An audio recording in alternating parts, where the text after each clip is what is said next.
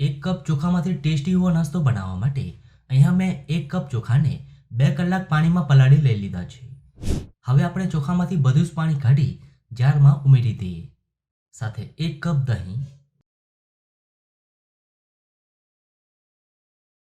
અને હવે એકદમ સ્મૂથ પીસી લઈએ. તો એકદમ સ્મૂથ બેટર બનીને તૈયાર છે. હવે તેને એક બાઉલમાં કાઢી લઈએ.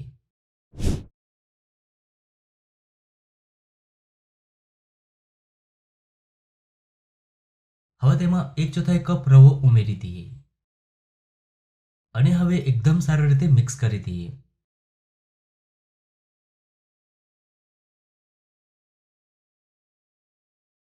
હવે આપણે તેમાં વઘાર ઉમેરીશું.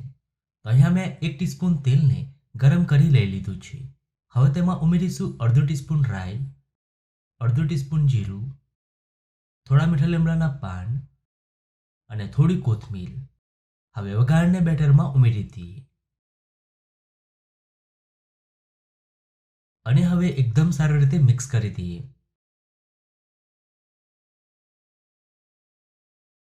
હવે તેમાં ઉમેરીશું ખાસ વસ્તુ જેનાથી આ નાસ્તો ખાવામાં વધુ સ્વાદિષ્ટ લાગશે. 2 ટેબલસ્પૂન લીલું લસણ, સાથે 1 ટીસ્પૂન લીલા મરચાં આદુ લસણની પેસ્ટ અને સ્વાદ પ્રમાણે મીઠું ઉમેરી બધી સામગ્રીઓને એકદમ સારી રીતે મિક્સ કરી દઈએ.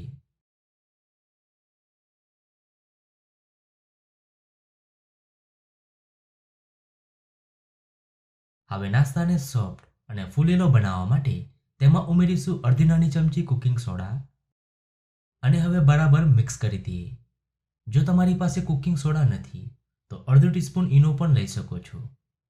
હવે તેલથી ગ્રીસ કરેલી પ્લેટમાં બેટર ઉમેરી દઈએ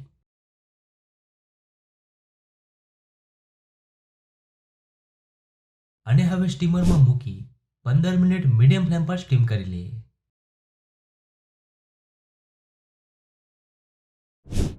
તો નાસ્તાને સ્ટીમ થતાં 15 મિનિટ થઈ ગઈ છે.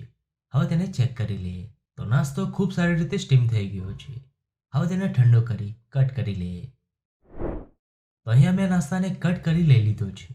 સાથે નાસ્તાની ઉપર વઘાર પણ ઉમેરી દીધો છે જેથી આ નાસ્તો ખાવામાં વધુ સ્વાદિષ્ટ લાગશે.